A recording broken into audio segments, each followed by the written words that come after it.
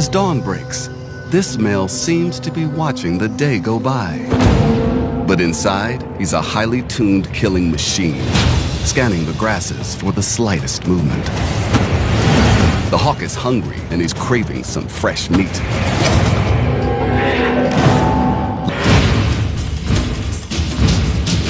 His sharp eyes lock on the chukkar's position, some 50 yards away. To escape predators, the partridge can burst into the air at 30 miles per hour in just a second. But today, she's a second too late.